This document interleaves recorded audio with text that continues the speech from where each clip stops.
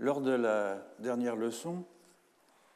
j'avais examiné le rapport complexe entre l'induction et la déduction dans les stratégies comparatives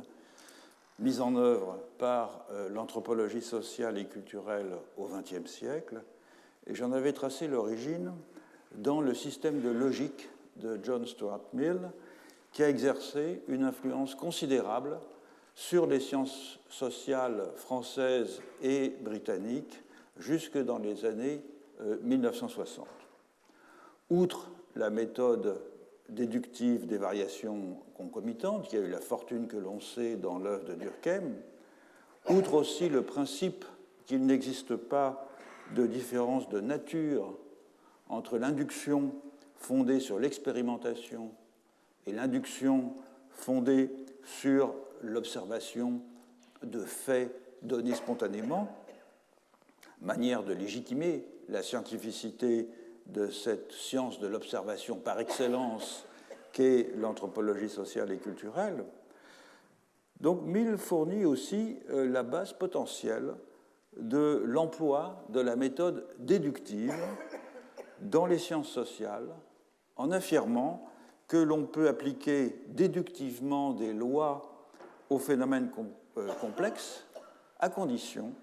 de construire inductivement ces lois à partir de la considération de phénomènes simples. Et des anthropologues ont interprété ce point comme une confirmation du bien fondé d'étudier des sociétés dites simples, c'est-à-dire primitives pour reprendre la terminologie de l'époque, d'où pourraient être dérivées, sinon des lois, comme le voulait Radcliffe Brown, mais il était assez seul dans cette perspective, du moins des hypothèses suffisamment robustes pour qu'on puisse les tester déductivement au moyen de la comparaison. Et en croisant ce fil conducteur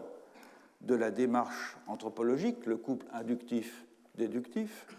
avec les étapes successives qui scandent ce processus de connaissance, qu'on les appelle ethnographie, ethnologie, anthropologie, ou bien traduction, généralisation, abstraction, il devient possible d'aborder une véritable comparaison des régimes comparatifs en anthropologie. Et donc j'ai commencé ce travail en m'attaquant à la première étape, la seule dont la nature et les objectifs fassent l'objet d'un relatif consensus parmi les anthropologues, à savoir l'enquête ethnographique de terrain, dont j'ai rappelé qu'elle est à la fois pleinement inductive, puisque fondée sur la généralisation d'observations singulières, et intégralement comparative, ne serait-ce que du fait qu'elle oblige à une confrontation de tous les instants entre les idées, les institutions et les valeurs de l'observateur, confrontation avec celles de la population qu'il observe ou qu'elle observe. J'ai également souligné, en conclusion, et en évoquant mon expérience personnelle, que le comparatisme ethnographique, pour être sans aucun doute inductif, n'était pas pour autant toujours aussi méthodique que ce que les prescriptions des ethnologues signalent a posteriori, dans la mesure où les inductions auxquelles l'ethnographe procède sont plus souvent ajustées aux nécessités de sa vie pratique sur le terrain qu'à la production de systématisation abstraite. Je voudrais aujourd'hui examiner différentes formes de généralisation inductive, tout à fait caractéristiques du travail de l'anthropologie depuis les origines de la discipline, et des généralisations qui sont enracinées dans la conscience aiguë, partagée par la plupart des praticiens de cette discipline, de ce que la situation de connaissance ethnographique est dissymétrique sur les plans moral, épistémique et politique. Et tenter de symétriser cette situation d'observation ethnographique passait notamment par le respect intellectuelle, due à des institutions et à des notions complexes décrites par les ethnographes, est vue comme suffisamment subtile, singulière et intriquée pour défier tout effort de traduction dans une langue européenne, en même temps que suffisamment opératoire pour mériter d'être appliquée bien au-delà de la région du monde dans laquelle ce concept ou la pratique qu'il désigne avait été identifié pour la première fois. Bref, une entreprise très commune en anthropologie de translation qui revenait à généraliser un trait culturel local pour qualifier à travers lui une catégorie de faits dont on présumait qu'elle était beaucoup plus répandue. Bien des concepts anthropologiques dont la notoriété s'est répandue au-delà de la discipline pour entrer dans le langage courant sont issus de cette généralisation inductive qui consiste à dilater en extension le sens d'un concept autochtone jusqu'à lui faire englober une foule de phénomènes disparates qui n'ont généralement pour seul point commun que de ne pas cadrer avec la manière dont on appréhende en Occident le champ de pratique que ce concept est réputé désigner. Totem, mana, tabou, chaman, potlatch ou ho sont nés ainsi, avec des effets de symétrisation positifs du reste. N'en déplaise aux pourfendeurs de l'essentialisme, puisqu'une telle extension, si elle n'apportait en général pas grand-chose sur le plan scientifique de la connaissance anthropologique, revenait au moins à transformer en problème philosophique ou en catégorie noétique digne d'être pris au sérieux ce qui était perçu auparavant comme des superstitions risibles ou condamnables. Certains de ces concepts ont gardé un sens relativement spécialisé. Potlatch, par exemple, pour désigner un échange agonistique. D'autres ont vu leur sens se dilater de façon aussi considérable qu'ils ont perdu leur pertinence comme outil analytique. C'est le cas de totem, c'est le cas de mana, c'est le cas de tabou, c'est le cas de chaman. Totem est exemplaire de ce point de vue. Rappelons que le mot est dérivé d'une expression de la langue ojibwa des Grands Lacs, notée Nin-o-Totam par John Lang, qui l'a rapporté pour la première fois à la fin du XVIIIe siècle, expression que l'on peut traduire dans le contexte général où il l'a décrite par « mon ami, mon parent », et que son informateur ojibwa dont il rapporte les propos avait employé à propos d'un ours qui, semble-t-il, était son esprit gardien, phénomène commun parmi les populations amérindiennes d'Amérique du Nord. Le terme possède de nombreux cognats dans les langues algonquines, dérivés d'une racine reconstruite, du proto-algonquin, ot, qui signifie habiter ensemble,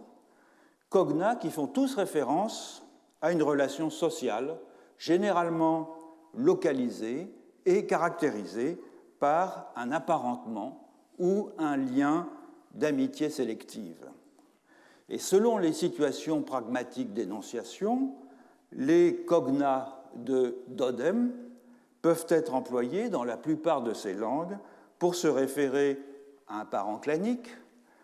à l'esprit animal d'un individu humain, comme c'est le cas dans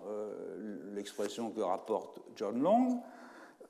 ou à l'animal éponyme d'un clan, si une telle institution existe, ce qui n'est pas toujours le cas dans les sociétés de langue algonquine. Alors, ce n'est pas le lieu ici de retracer la longue histoire qui a conduit de cet emploi polysémique d'un terme employé dans les sociétés amérindiennes des Grands Lacs à l'endroit d'un proche humain ou non humain, jusqu'aux théories anthropologiques du totémisme qui ont fleuri à la fin du XIXe et au début dans la première moitié du XXe siècle, pour rendre compte, ces théories, de l'existence dans de nombreuses régions de la planète d'une connexion plus ou moins mystique entre une espèce naturelle et un clan exogame. C'est une connexion sur laquelle je me suis déjà penché, et son histoire aussi. Il suffira pour le moment de constater que le lien est plus que ténu entre, d'une part, l'usage contextuel du terme en Ojibwa, tel qu'il a été rapporté par John Long, et la conceptualisation du totémisme par l'anthropologie. Le même genre d'analyse pourrait être produit pour les généralisations ethnographiques dérivées du terme chaman. Le mot est d'origine tungouse et il désigne dans l'Altaï, il désignait, au moment où il a été recueilli par des voyageurs russes, un spécialiste rituel capable de communiquer avec les esprits, mais ce terme en est venu, au fil du temps, à désigner, sous la plume des anthropologues, de certains historiens des religions, on pense en particulier au premier chef à Mircea Eliade, et bientôt dans l'esprit du public, un personnage un peu mystérieux, pratiquant des techniques de l'extase et représentatif d'une certaine façon d'une sorte de religion archaïque universelle dont on pourrait trouver la trace en Asie comme dans les Amériques, dans la sorcellerie européenne du fin du Moyen-Âge et du début de la période moderne, c'est la thèse de Carlo Ginzburg, comme dans les pratiques thérapeutiques New Age qui s'en réclament. Là encore, le terme a servi à coaguler une multitude de phénomènes disparates autour d'une définition très large, un individu opérant dans sa personne une médiation élective avec des entités non humaines, une définition si large qu'elle ne détermine plus aucun des faits qu'elle prétend qualifier. Même le terme tapu, initialement écrit TAPU, rencontré par James Cook, d'abord à Tonga, puis à Tahiti, dans le sens d'un interdit s'appliquant à une personne ou à une action, même ce terme n'est pas exempt d'ambiguïté. Sous la forme d'un participe passé, tabooed, le mot rentre dans l'usage de la langue anglaise dès la fin du XVIIIe siècle, c'est-à-dire peu de temps après le voyage de Cook, pour désigner des choses que la convenance demande d'éviter. À partir de la fin du XIXe siècle, les anthropologues emploient le terme dans deux sens nettement distingués. L'un renvoie à l'étude comparative du concept de tapu, donc TAPU, dans la religion et dans la société océanienne. L'autre fait référence à l'étude comparative des systèmes d'interdiction et de leurs causes partout dans le monde, interdiction désignée au moyen du terme polynésien. Dans sa conférence Fraser de 1939, Radcliffe Brown a proposé de distinguer terminologiquement les deux entreprises en employant le mot tabou, en anglais donc avec B2O, pour désigner l'objet des comparaisons anthropologiques au sens large, réservant le concept polynésien tabou, TABU, ou tapu, TAPU, pour désigner le fait culturel intéressant les spécialistes de la Polynésie. Alors, je ne souhaite pas rentrer dans les méandres de cette affaire qui est très compliquée, mais je ferai seulement deux remarques à ce propos. D'abord, le terme tapu, TAPU, au sens polynésien. Il existe aussi dans de nombreuses langues mélanésiennes, où il renvoie également à une interdiction, mais qui n'est en général pas associée, dans ce cas, au sacré ou à l'autorité politique de chefs héréditaires, comme c'est le cas en Polynésie. Le terme est donc loin d'avoir une signification unitaire à l'échelle même de l'Océanie. Ensuite, au sein même de la tradition anthropologique européenne, on constate une divergence d'interprétation du terme tabou dans son sens le plus large. Dans le monde anglophone, tabou, B2O donc, implique un caractère sacré ou sacralisé de l'interdiction, tandis que dans le monde francophone, et chez Durkheim au premier chef, l'interdiction doit être distinguée selon qu'elle concerne des choses sacrées ou des choses profanes. Bref, entre le phénomène de tapu, observé par Cook à Tonga au XVIIIe siècle, et les concepts protéiformes que les Européens en ont tirés dans leur langue et dans leur tradition scientifique et culturelle nationale, l'écart est suffisamment grand pour que l'on se demande si les seconds, les termes européens, plutôt que des inductions ethnographiques tirées du premier, du terme polynésien, n'en sont pas de simples analogies, voire des métaphores. Du reste, on ne peut s'empêcher de penser qu'en publiant Totem et Tabou, Freud a choisi, avec une perspicacité peut-être involontaire,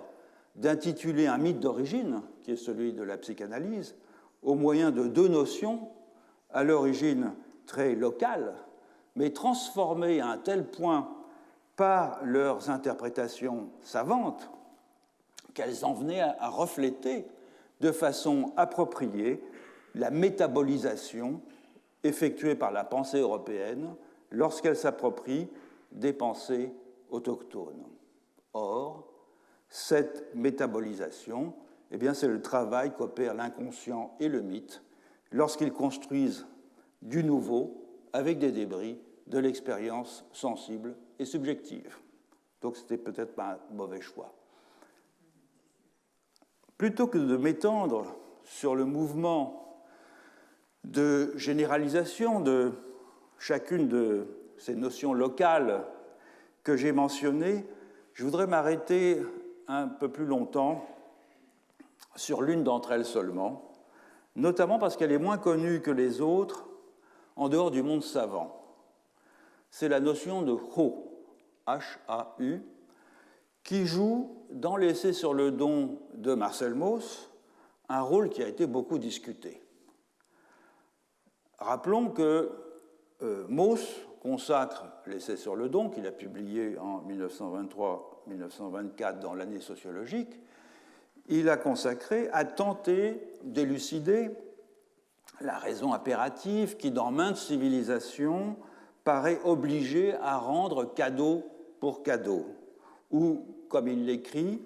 la raison qui fait que le présent reçu est obligatoirement rendu.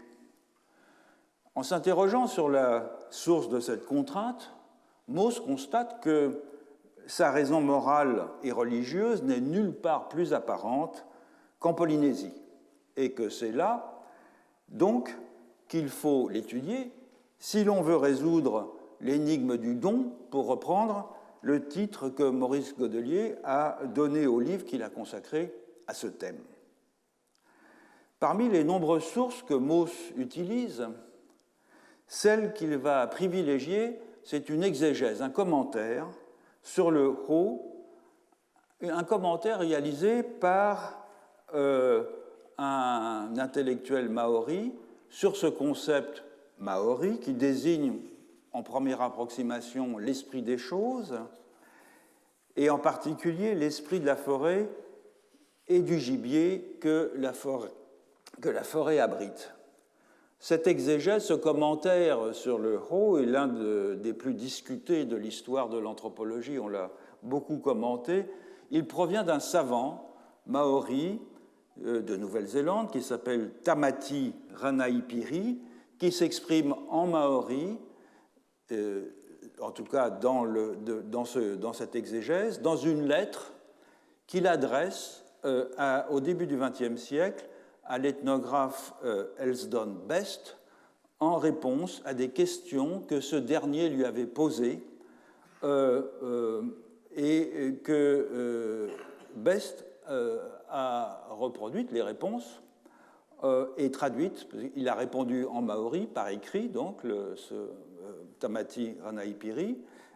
et Best les a reproduits en maori et il les a traduits en anglais dans son livre Forest Law of the Maori, qui date de 1929. Donc voilà le commentaire. Je prends la version traduite de Best par, traduite de la traduction de Best par Marcel Mauss. Je vais vous parler du ho, dit Ranaipiri. Le ho n'est pas le vent qui souffle. Petite parenthèse, le vent qui souffle, c'est l'une des traductions possibles de ho, qui désigne aussi l'âme, le souffle des courants d'air, le pouvoir des choses inanimées et végétales, etc. Ranaipiri poursuit. Supposez que vous possédiez une chose déterminée et que vous me donniez cette chose, ce taonga. Taonga, c'est un terme qui désigne les objets, les talismans, les cultes, les richesses qui peuvent être échangés, qui sont susceptibles de faire l'objet d'un échange. Or, poursuit Ranaipiri, je donne cette chose à une troisième personne qui, après qu'un certain temps s'est écoulé, me fait à son tour présent de quelque chose. Or, ce taonga qu'il me donne est le ho du taonga que j'ai reçu de vous et que je lui ai donné à lui. Donc, il faut que je vous le rende. Je dois vous le donner car il est un ho du taonga que vous m'avez donné. C'est un texte assez court, mais qui a été le motif d'infinies spéculations par les anthropologues. Le premier commentaire que fait Mauss, c'est, je le cite, la conclusion immédiate que l'on peut tirer de cette exégèse, c'est ce qui, dans le cadeau reçu puis échangé, oblige, c'est que la chose reçue n'est pas inerte. En effet, le ho de cette chose, son principe spirituel, si vous voulez, est lié au terroir de la personne qui en a fait le cadeau à l'origine, et le ho s'efforce en conséquence de revenir à son sol natal, au sanctuaire de la forêt et du clan. Et donc Mauss en tire une conclusion générale. Ce que le retour du ho exprime chez les Maoris, c'est en réalité une idée plus répandue, y compris dans les sociétés modernes et contemporaines, à savoir que les choses contiennent une parcelle de leur propriétaire et qu'accepter de recevoir l'une de ces choses, c'est accepter que son propriétaire exerce sur vous une prise magique et religieuse par l'intermédiaire de la chose qu'il a donnée. Alors on sait que Lévi-Strauss, dans l'introduction à la réédition de quelques textes majeurs de Mauss qu'il a dirigé en 1950, sous le titre Sociologie et Anthropologie, l'œuvre de Marcel Mauss, Lévi-Strauss loue la clairvoyance que Mauss manifeste dans l'essai sur le don, lorsque, écrit Lévi-Strauss, pour la première fois dans l'histoire de la pensée ethnologique, il transcende l'observation empirique, autrement dit l'ethnographie, pour atteindre des vérités plus profondes. Selon Lévi-Strauss, Mauss parvient en effet à dégager sous les différentes formes de l'échange un système symbolique analogue au langage, entre les parties duquel il met en évidence des connexions qui rendent ces parties comparables. Mais cet enthousiasme, il est tout de suite tempéré par un reproche.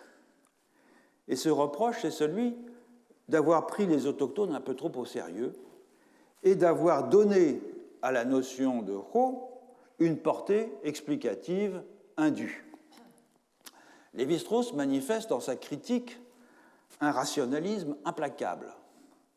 Si, comme le prétend Mauss, il y a une vertu qui force les dons à circuler, où cette vertu peut-elle bien se situer? Elle ne peut pas consister en une propriété physique résidant dans les choses mêmes qui circulent, d'autant que certaines de ces choses, des dignités, des charges, des privilèges, sont immatériels. Il faut donc que cette vertu soit de nature subjective. Mais alors on se trouve placé devant un dilemme. Je cite Lévi-Strauss, où cette vertu n'est pas autre chose que l'acte d'échange lui-même, tel que le représente la pensée indigène, et on se trouve enfermé dans un cercle, puisque tout simplement, on explique un phénomène au moyen du phénomène lui-même, ou elle est d'une nature différente, et par rapport à elle, l'acte d'échange devient alors un phénomène secondaire. Et selon Lévi-Strauss, Mauss ne serait pas parvenu à échapper à ce dilemme, car au lieu de centrer son analyse sur le phénomène premier de l'échange, qui pour Lévi-Strauss est absolument fondamental, puisqu'il le définit comme la synthèse immédiatement donnée à et par la pensée symbolique, donc au lieu de centrer son analyse sur le phénomène de l'échange, Mauss a consacré son analyse à tenter d'élucider les trois opérations dans lesquelles la vie sociale décompose l'échange, à savoir les obligations de donner, de recevoir et de rendre. Donc, échouant à reconstruire un tout avec une analyse des parties de ces trois opérations discontinues, Mauss aurait alors été contraint de rajouter au mélange des trois obligations, donner, recevoir et rendre, une sorte de principe dynamique pour les animer, une quantité supplémentaire qui lui donne l'illusion de retrouver son compte, écrit assez cruellement Lévi-Strauss, et cette qualité, eh bien, c'est le ho. Donc, au lieu de suivre jusqu'au bout l'application de ces principes, en proposant une analyse déductive de l'échange, Mauss, selon Lévi-Strauss, s'est donc laissé mystifier par l'indigène, c'est l'expression de Lévi-Strauss, mystifié par l'indigène, en l'occurrence par une théorie maori qui a certes, c'est encore Lévi-Strauss qui parle, une immense valeur comme document ethnographique, mais qui n'est pas autre chose qu'une théorie. Donc le ho n'est pas la raison dernière de l'échange,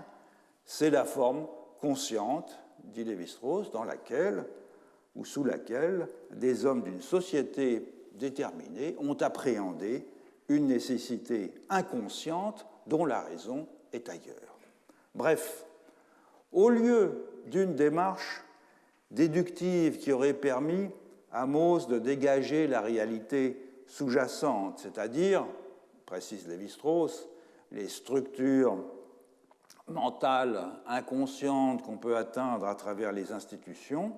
Mauss a généralisé de façon inductive à tous les phénomènes de circulation des dons, ce qui était déjà, pour les savants maoris, une généralisation inductive, à savoir une théorie locale rendant compte d'un phénomène particulier. Donc l'explication par le ho est un cas d'école pour comprendre comment deux grands savants comparatistes, Mauss et Lévi-Strauss, bifurquent dans leur raisonnement à partir d'une notion qui est très riche par sa polysémie. Mauss l'a convertie en un concept à portée générale qu'il a fait décoller du substrat ethnographique dans lequel elle était enracinée, afin de la doter d'une vertu comparative universelle. Tandis que Lévi-Strauss ramène au contraire le ho à une théorie locale inexacte, non pas inexacte du fait qu'elle serait locale, mais parce que c'est une théorie et que, comme toute théorie, elle ne rendrait compte qu'imparfaitement de ce que pensent et font les gens qui l'ont élaboré. Mais l'affaire ne s'arrête pas là, évidemment. Elle ne s'arrête pas là d'abord parce que l'essai sur le don est l'un des textes ethnographiques qui furent les plus commentés au fil des décennies et par des figures aussi centrales dans la discipline que Raymond Firth, Marshall Sahlins, Mary Douglas, Chris Gregory, Annette Weiner, Maurice Godelier, David Graeber et bien d'autres qui seraient trop fastidieux de citer. Mais l'essai sur le don a aussi été commenté par des chercheurs se réclamant d'une identité maori, ce qui permet de faire retour sur la valeur explicative ou la valeur heuristique de cette notion de ho. L'article peut-être le plus significatif dans cette perspective est celui que Georgina Stewart, qui est une spécialiste de pédagogie des sciences autochtones à l'université d'Auckland, a consacré à la notion de ho, à l'usage de la notion de ho dans l'essai sur le don. C'est publié dans le Journal of World Philosophies et ça s'intitule le Ho of Research, Mouse meets Kaupapa Maori. Georgina Stewart, l'auteur, donc, revendique une identité maori et revendique aussi la défense de ce que l'on appelle en Nouvelle-Zélande Kaupapa Maori, justement. À savoir, c'est un terme qu'on traduit assez souvent par le point de vue philosophique maori. Et elle affiche d'emblée, dans les premières phrases de son article, son point de vue critique. Je cite Georgina Stewart. Ce que Mauss appelle l'esprit du Ho est un clair exemple d'appropriation eurocentrique d'un concept indigène. Un concept extrait par la science sociale de son contexte culturel authentique et réinscrit au sein des discours occidentaux de l'université moderne. Et une telle décontextualisation, argumente Georgina Stewart,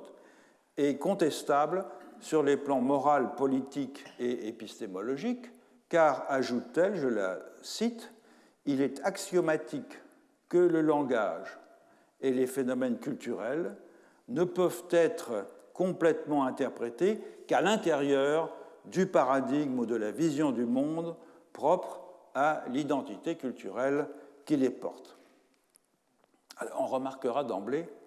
un paradoxe dans cette démarche, puisque la revendication de n'interpréter un fait social que dans les termes de la société où il se produit est elle-même formulée en ayant recours à plusieurs concepts parfaitement étrangers au point de vue philosophique maori. Axiomatique, qui renvoie à la mathématique grecque,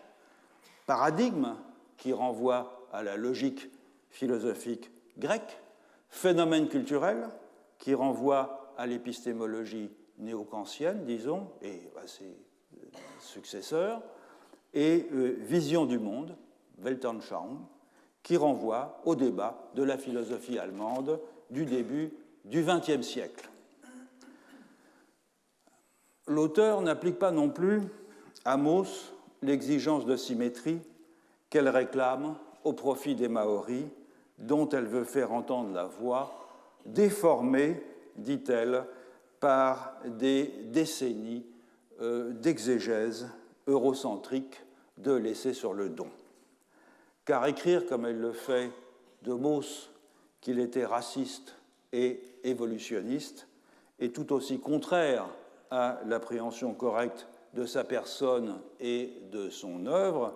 qu'un commentaire inexact sur le Ho l'est à la compréhension de la pensée maori. Il est à peine besoin de rappeler que Mauss a lutté toute sa vie contre des idées racistes, qu'il a été frappé d'ailleurs par les lois antisémites de Vichy lorsqu'il était professeur dans cette maison, qu'il n'a jamais imaginé non plus un instant que les sociétés puissent être classées sur une échelle de dignité croissante en fonction du progrès de la civilisation. Donc le centrisme, l'ethnocentrisme est la chose du monde, semble-t-il, la mieux partagée. Sur le fond, l'argument de Georgina Stewart est plus terre à terre. Mauss a mis, dit-elle, dans la notion de ho beaucoup plus que ce que les Maoris sont disposés à y voir. Et le fameux paragraphe d'exégèse que je citais tout à l'heure, écrit par Ranaï Piri, cité par Mauss, qui justifie aux yeux de Mauss l'idée que le ho d'une chose donnée contraint son destinataire à la faire circuler, ce paragraphe, il répondait en fait à une question qui avait été posée par Elsdon Best et qui portait sur un sujet très précis. Elsdon Best avait interrogé Ranaï Piri sur les techniques magiques employées dans la chasse aux oiseaux en forêt. Et d'ailleurs, il le publie dans un livre qui s'appelle The Forest Law of the Maori, qui est consacré à ces questions, aux techniques et aux contes, aux légendes, aux mythes et aux techniques magiques employées dans le milieu forestier. Et Best était en particulier intéressé par une cérémonie appelée Ho Nga Here Here, dont l'objectif était d'honorer et de nourrir le Ho de la forêt, et qui consistait à mettre de côté certains oiseaux capturés dans la forêt pour que ces oiseaux soient mangés par les prêtres de Tané. Tané était la divinité masculine de la forêt. Pour que cette consommation par les prêtres permette de restaurer le bien-être de Tané, son Hao Ora, et là la traduction est intéressante. Ici, c'est littéralement Ho, le souffle, le vecteur, et Ora, la santé, donc le vecteur de la santé de Tané, de cette divinité, en lui offrant comme nourriture, donc, ses enfants, les oiseaux, qu'il avait lui-même donnés auparavant aux humains et qu'il lui rendait pour restaurer, par la consommation que les prêtres en faisaient, sa santé. Et c'est cette circulation du don entre Tané et les humains que Ranaï Piri, l'informateur de Best, a voulu expliquer avec sa parabole d'une force résidant dans les choses, force que Mauss a eu tendance à personnifier sous les aspects du Ho, qui devient ainsi l'esprit du don en général, aux deux sens du mot esprit. Donc, si on suit, comme je l'ai fait très brièvement, j'aurai la matière à faire un cours d'1 an sur ce thème, si on suit très brièvement le sort, le destin du Ho sur un siècle, on voit qu'il subit plusieurs métamorphoses. Il désigne, dans la langue maori, le vent, le souffle, le déplacement d'air, et il est employé métaphoriquement pour signifier au fond le mouvement détectable, par précisément un déplacement d'air, d'une force spirituelle portée par les actes, par les intentions et par les objets de ceux, humains comme non humains, avec qui l'on interagit. En ce sens, la chose matérielle ou immatérielle que l'on reçoit en don, eh bien, elle garde la mémoire de ces interactions passées. Et c'est cette abstraction que l'on reçoit, que l'on peut en fait appeler le Ho Taonga, que Mauss a clairement identifié, effectivement, mais qu'il a transformé en un concept par un double mouvement contradictoire, d'une part en rétrécissant son champ sémantique local au seul usage de l'esprit du don, disons, d'autre part en dilatant son opérationnalité conceptuelle pour en faire une explication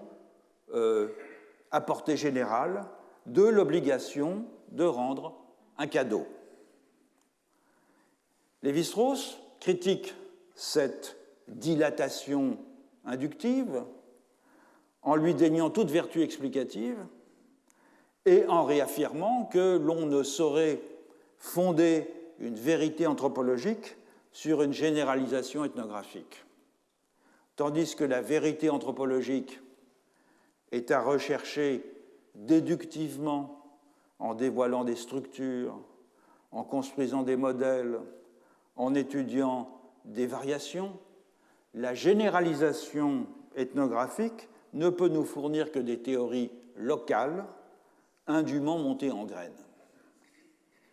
Enfin, le peu de crédit que Lévi-Strauss concède au point de vue indigène sur le Ho comme base d'une explication pertinente de l'échange, ce peu de crédit il est paradoxalement endossé par les Maoris eux-mêmes, du moins certains d'entre eux qui se présentent comme leurs représentants autorisés, lesquels récusent la possibilité que des non-Maoris donnent une interprétation pertinente du Ho, invalidant de ce fait la possibilité même de réaliser une ethnographie qui ne serait pas une auto-analyse, tout en minimisant, et c'est logique, la portée analytique du concept et sa capacité à embrasser autre chose que les phénomènes circonscrits dans l'espace sémantique d'une langue vernaculaire. Donc le grand projet du comparatisme ethnographique,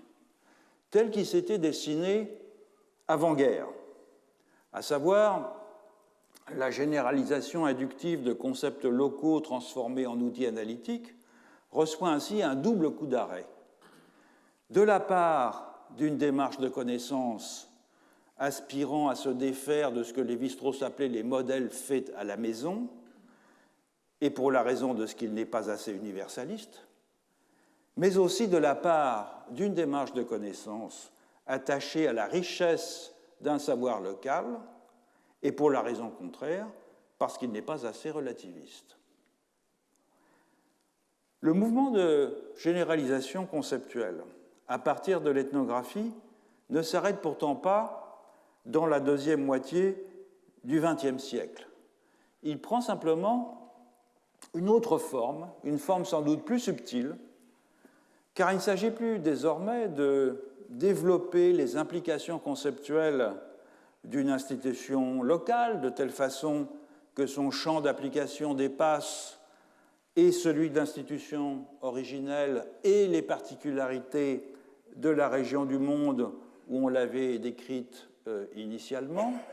Il s'agit plutôt d'exploiter en intention, avec un S, les conséquences conceptuelles d'une institution, d'un processus, d'un régime de relations ou d'une orientation épistémique isolée par l'observation ethnographique. Donc, au lieu d'une expansion démesurée d'un sens initialement imprécis, c'est au contraire un approfondissement et une opérationnalisation d'un sens initialement très précisément définis qui sont recherchés. Donc des exemples devenus classiques, c'est l'englobement hiérarchique chez Louis Dumont, c'est la théorie holographique du sujet chez Roy Wagner, c'est le perspectivisme d'Eduardo Viveros de Castro, qui sont des constructions intellectuelles, des constructions théoriques, initialement nées de l'analyse de dispositions propres à une aire culturelle particulière, l'Inde pour Dumont, la Nouvelle-Guinée pour Roy Wagner, l'Amazonie pour Viveros de Castro, mais dotées, après coup, d'une portée plus générale. On peut même sans doute faire rentrer dans cette catégorie de concepts la réciprocité comme fondement de la vie sociale dont Lévi-Strauss a eu l'intuition en observant le fonctionnement des moitiés Bororo, tant cette notion a acquis, dans son œuvre sociologique, une dimension complètement instauratrice qui est divorcée, au fond, du simple fonctionnement des sociétés dualistes comme le sont les Bororo. Je rappelle que tous les actes et les stades de la vie d'un Bororo, de la naissance à la mort, dépendent des opérations rituelles, sociales, économiques aussi, que les membres de la moitié alterne à la sienne vont réaliser en sa faveur, en sorte que l'existence quotidienne de n'importe quel individu dans la tribu n'est possible que grâce aux denses réseaux d'échanges, de services, de produits, de conjoints qui tissent un réseau de prestations et d'obligations réciproques dont tout le monde bénéficie. Et la dépendance mutuelle qu'un tel système institue, observée par Lévi-Strauss dans un village Bororo du Brésil central pendant plusieurs mois de l'année 1935, en est ainsi venue à susciter en lui l'indéracinable conviction que l'échange est la donnée fondamentale, la donnée primitive de toute vie commune, quelle que soit par ailleurs la forme particulière de l'organisation sociale où l'échange se déploie. Toutefois, c'est plutôt sur l'englobement hiérarchique que je voudrais m'attarder un moment. Louis Dumont, analysant dans Homo hierarchicus les schèmes organisateurs de la hiérarchie des castes et des varnas en Inde, a bien mis en évidence le fait que se répètent au sein de chaque subdivision du système les mêmes emboîtements hiérarchiques que ceux qui caractérisent sa structure générale. Autrement dit, la hiérarchie des castes, elle se reproduit dans la hiérarchie des sous-castes qui composent les castes, de même que dans les clans qui composent les sous-castes et dans les lignées qui composent les clans. Au-delà de ce schème général de subordination, Dumont montre aussi ça et là dans son livre Homo hierarchicus que des inversions de dominance peuvent se produire dans le système des castes. Par exemple, en situation idéalement dominante du fait de sa position supérieure dans l'échelle du pur et de l'impur, le prêtre, le brahman, peut se retrouver dans certaines circonstances dans une situation dominée par le maître du sol du fait du pouvoir économique qu'exerce ce dernier. De même, Dumont note que la femme indienne, qui est en position subordonnée par rapport aux hommes de même rang, n'en domine pas moins les relations à l'intérieur de la famille. Et ces changements de dominance, selon le niveau où on les aborde, conduisent Dumont à proposer une conceptualisation originale de la relation hiérarchique qu'il développe en quelques pages dans une brève postface à Homo hierarchicus. C'est une conception originale en ce qu'elle met l'accent moins sur le fait brut et évident de la stratification sociale que sur les conséquences à tirer des inversions de dominance, à savoir un rapport particulier des parties au tout. Comme l'écrit Dumont, donc je cite, « La hiérarchie n'est pas dans l'essentiel une chaîne de commandements superposés ou même d'êtres de dignité décroissante, ni un arbre taxonomique, mais une relation qu'on peut appeler succinctement l'englobement du contraire. » En quoi consiste cet englobement du contraire? Curieusement, et alors que Dumont en propose la définition au terme d'une analyse du système des castes, qui en a manifestement inspiré le principe, c'est par une référence biblique qu'il s'emploie à le définir, cet englobement. Le principe général, il est fondé sur le constat suivant. Les termes d'une opposition sont souvent dans des rapports différents vis-à-vis du tout que ces termes forment en sorte que leur mise en relation distinctive est indissociable d'une référence à ce tout qui les ordonne l'un par rapport à l'autre. Et c'est tout particulièrement le cas de la relation d'englobement du contraire que Dumont illustre par le rapport entre Adam et Ève, notamment du fait qu'Ève est issue d'une côte d'Adam. En effet, Adam est deux choses à la fois et s'oppose donc à Ève par une double relation. D'un côté, il est le prototype des individus mâles de l'espèce humaine en rapport avec le prototype des individus femelles, mais en tant que représentant originel de cette espèce dont Ève est extraite, il englobe celle-ci. Et cette dualité, elle est bien rendue en français par le double sens du mot homme, qui désigne évidemment à la fois la catégorie des humains masculins et la catégorie des humains en général, laquelle englobe, sur le plan sémantique en tout cas, la catégorie des humains féminins. Donc au niveau supérieur, il y a unité d'Adam et de Ève dans la figure d'Adam, ou du masculin et du féminin dans la figure de l'homme, tandis qu'au niveau inférieur, il y a distinction par englobement d'un terme dans l'autre. Et c'est cette double relation d'identité et de contrariété qui constitue la relation hiérarchique. Alors évidemment, l'intérêt analytique de cette notion, c'est qu'elle définit des valeurs qui sont purement positionnelles. L'ordonnancement hiérarchique ne relève pas directement des qualités intrinsèques des entités. On ne dit rien dans la Genèse à propos d'Adam ou de Ève pour justifier l'englobement de l'un par l'autre. Cet englobement, il résulte de l'interrelation des catégories que ces entités représentent, plus exactement de la relation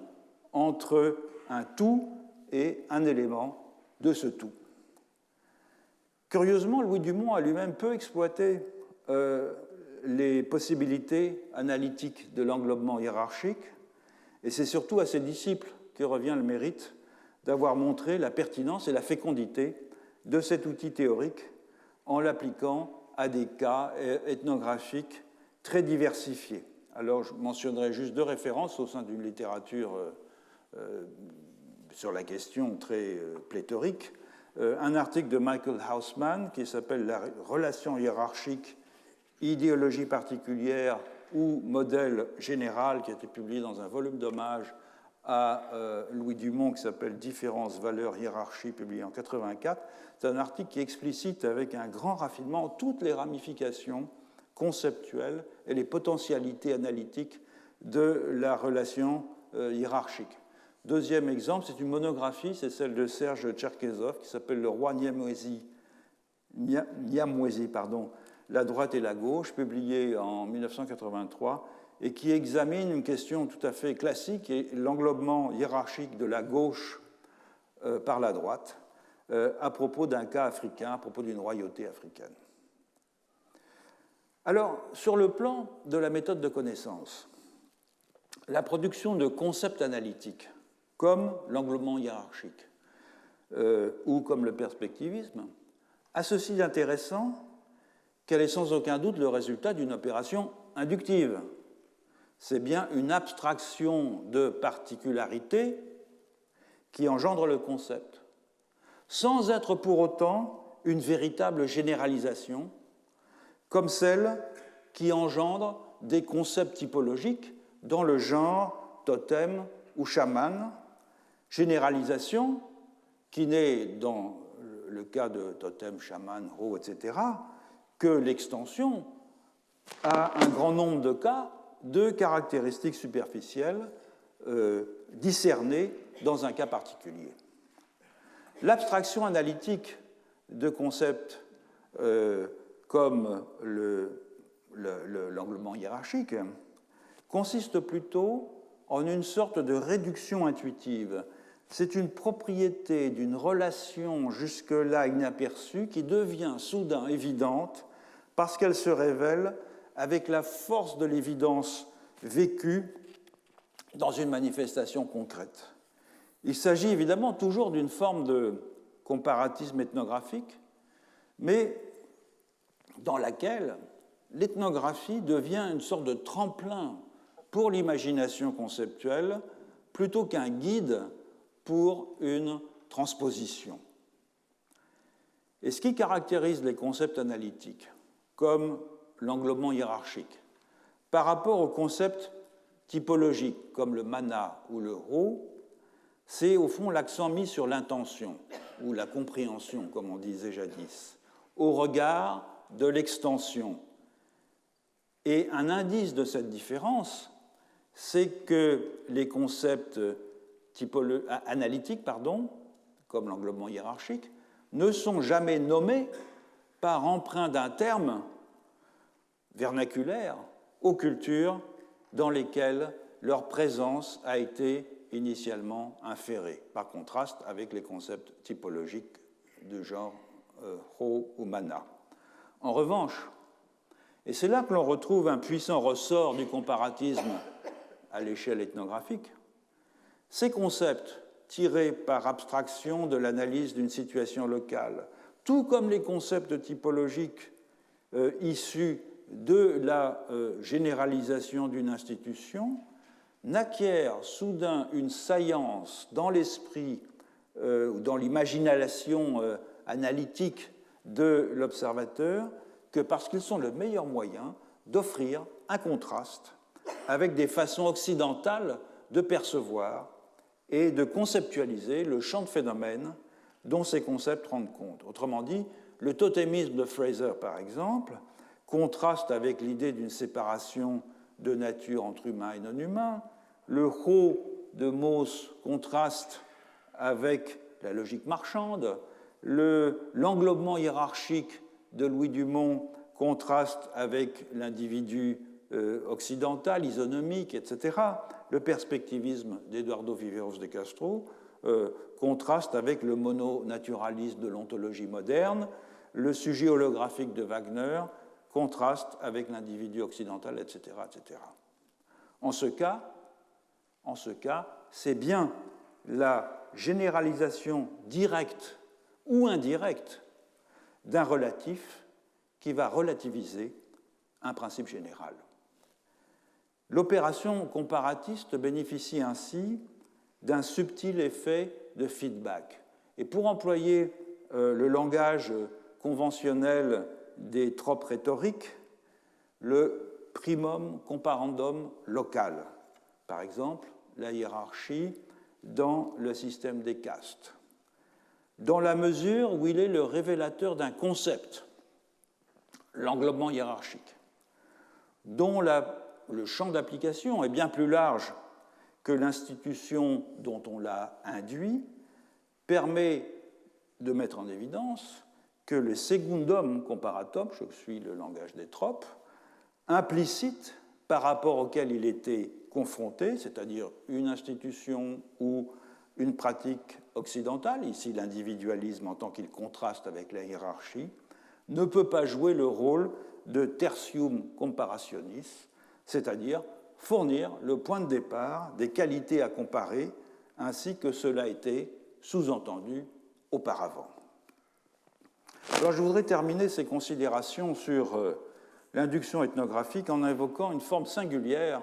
de comparatisme qui consiste non plus à généraliser un concept local pour en faire un outil typologique ou explicatif, mais à transformer une pensée autochtone, c'est-à-dire tout à la fois un ensemble de concepts et une façon de les employer, en un corpus plus ou moins systématisé, analogue à une doctrine philosophique, à tout le moins dans son mode de présentation. Cette tendance à la transposition, elle est née avant l'anthropologie sociale, puisqu'elle est caractéristique d'une certaine anthropologie missionnaire dont les motivations n'ont pas totalement disparu de l'anthropologie contemporaine. Ces motivations, c'est quoi? Eh bien, un certain ou un réel désir de connaissance combiné une admiration non moins réelle pour la subtilité des concepts et des opérations intellectuelles dont on entreprend de brosser le tableau, cette anthropologie missionnaire ajoutait des considérations moins pures, montrait notamment la célébration de la difficulté de convertir des sages dont les constructions intellectuelles n'avaient rien à envier en complexité à celles de leurs évangélisateurs, et aussi le désir de montrer que certaines de ces constructions préfiguraient en réalité, dans l'esprit sinon dans la lettre, des vérités du message divin ou des entités de la métaphysique européenne. L'exemple le plus précoce en est sans doute l'Historia General de las Cosas de la Nueva España, qui a été compilé en nahuatl par Bernardino de Sahagún entre 1547 et 1580, parce qu'à la différence d'œuvres ouvertement comparatistes comme l'Historia Natural y Moral de las Indias que José de Acosta publie en 1590, qui est un ouvrage dans lequel José de Acosta met en exergue l'idée de la comparabilité des différentes parties du monde et de ses habitants, ou par comparaison avec un autre livre célèbre mais beaucoup plus tardif, comme Les mœurs des sauvages américains comparés aux mœurs des premiers temps que Joseph-François Lafitau publie en 1724 et dont le titre se passe de commentaires. L'Historia General de Sahagún, c'est un vrai travail d'ethnographie intensive et méthodique, sans doute le premier qui mérite ce nom en Europe, mais sans intention comparative explicite. C'est une œuvre qui est demeurée inédite jusqu'en 1905, fondée sur une enquête collective de longue durée menée sous la houlette donc, du franciscain Bernardino de Sahagún auprès de plusieurs collèges d'informateurs mexicains et consacrée aux principaux aspects de la culture aztèque, jusqu'à présent d'ailleurs la source principale sur cette civilisation. Toutefois, et bien que les informations aient été collectées en nahuatl, l'organisation du texte en chapitres thématiques et l'exposé synoptique de chacun de ces chapitres ne correspondent guère à la façon dont l'enseignement mexicain, notamment l'enseignement religieux, était dispensé et transmis par la tradition orale. Un autre exemple très célèbre, c'est celui des lettres édifiantes et curieuses envoyées de Chine par les missionnaires jésuites entre 1702 et 1776, qui sont des documents qui ont ouvert la pensée européenne à celle d'une autre grande civilisation et qui ont, comme on le sait, joué un rôle non négligeable dans la formation de la pensée de Leibniz, puisqu'il le reconnaît lui-même. Donc, c'est un modèle, en somme, qui a des antécédents. Une expression plus récente et plus aboutie de cette tendance à transformer une pensée autochtone en un système de propositions, c'est la fameuse philosophie bantoue du missionnaire belge Placide Tempels. Un texte qui a été publié à Élisabethville en 1945 dans sa version française. Tempels l'avait écrit d'abord en néerlandais, sa langue maternelle. Et il s'agit, en somme, du premier ouvrage qui reconnaît un peuple africain, les Baluba du Congo, ce que l'auteur appelle un système philosophique développé. Évidemment, c'est un événement qui, dans l'histoire de la symétrisation entre l'Ouest et le reste, doit être marqué d'une pierre blanche. Certes, cette philosophie ne se présente pas à l'observateur de façon méthodique et réflexive, car, écrit le père Tempels, je le cite, « N'attendons pas du premier noir venu qu'il puisse nous faire un exposé systématique de son système ontologique. Cependant, cette ontologie existe. Elle pénètre et informe toute la pensée du primitif. Elle domine et oriente tout son comportement. C'est à nous que revient la tâche d'en chercher les éléments, de les classifier, de les systématiser, suivant la pensée ordonnée et les disciplines intellectuelles du civilisé. » De cette démarche résulte un ouvrage distribué en rubriques qui reprennent certains des grands domaines de la philosophie, du moins telle qu'elle était enseignée à l'université de Louvain avant la guerre, ontologie, critériologie, psychologie, éthique, théorie de la connaissance. Alors l'entreprise de Tempels a suscité un ample débat parmi les philosophes originaires d'Afrique noire. Certains, tels Mubabinge Bilolo ou Alexis Kagame étant lui-même l'auteur d'une philosophie bantoue comparée, admettent que l'on peut trouver dans le discours traditionnel, le répertoire traditionnel de telle ou telle civilisation africaine, les éléments d'une véritable philosophie, tandis que, par contraste, le philosophe béninois Paulin Utunji ne voit guère plus dans ce qu'il nomme avec un certain dédain des ethnophilosophies que des études ethnologiques classiques portant sur les représentations africaines du monde et de la personne. Et c'est une critique analogue que le philosophe sénégalais Souleymane Bachir Diagne adresse à l'œuvre de Tempels, à laquelle s'ajoute un reproche important, qui est le reproche d'avoir systématisé une philosophie sans sujet philosophant.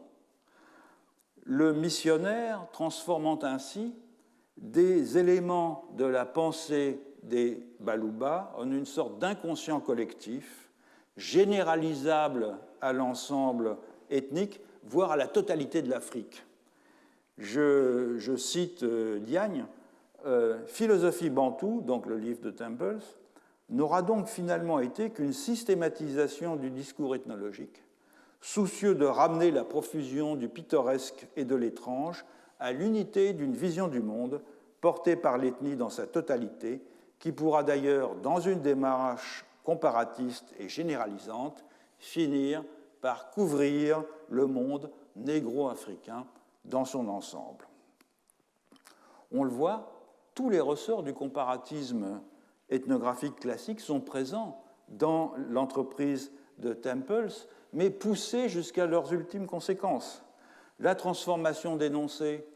formulés dans une langue particulière en une pensée englobante par la généralisation inductive, la transformation de notions et de pratiques divorcées de leur contexte d'énonciation et d'expression en un corpus systématique de concepts normatifs,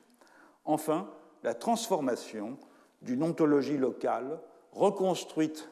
par l'observateur en une ontologie alternative à la métaphysique occidentale, réputée imprégner la pensée d'un très grand nombre de peuples à l'intérieur d'une ère culturelle. Alors, le débat sur les métaphysiques alternatives a surtout fait rage en Afrique, où, du fait de la formation théologique de certains de ses participants à ce débat, il a pu parfois apparaître comme une tentative de revanche de la philosophie thomiste sur la philosophie hegelienne de l'histoire et sur le dédain dont cette philosophie hegelienne témoigne à l'égard du continent africain. Mais comment ne pas voir aussi que ce genre de débat concerne des tentatives plus récentes de donner à connaître ce que l'on pourrait appeler des alter-métaphysiques, issus de la systématisation par un ethnologue d'une pensée locale, mais dans un langage philosophique étranger à la langue et aux circonstances dans lesquelles cette pensée est formulée. Songeons ici à Métaphysique cannibale d'Eduardo Viveros de Castro, l'ouvrage dans lequel il synthétise au fond une métaphysique amazonienne alternative à la philosophie occidentale. Songeons à Truth in Motion, le livre que Martin Obrad consacre au régime de vérité qui est propre à la divination afro-cubaine de l'IFA et aux différences que ce régime de vérité présente avec le régime de vérité de l'épistémologie moderne. On comprend très bien le potentiel subversif de ce genre d'entreprise. et l'ébranlement salutaire qu'il peut produire des certitudes et des présupposés de la pensée des modernes. On comprend, bref, son ambition de symétrisation. Toutefois, que ces essais soient le fait d'auteurs autochtones formés à la philosophie occidentale, ce qui est pour l'essentiel le cas en Afrique, ou d'anthropologues occidentaux qui tirent des leçons d'une pensée indigène selon les canons d'exposition et le langage d'un ouvrage philosophique, l'inconvénient d'une telle opération demeure d'être une exégèse qui bouleverse, minimise ou même ignore les conditions pragmatiques d'énonciation et d'usage des propositions formant la source de cette pensée. Et donc, sans aller jusqu'à dire, comme Paulin Outounji, le philosophe béninois que je citais tout à l'heure, à propos des ethnophilosophies africaines, que c'est, je cite Paulin Outounji, un simple prétexte pour des disquisitions savantes entre Européens, il faut néanmoins convenir que la symétrisation à l'œuvre dans les altermétaphysiques est encore très imparfaite.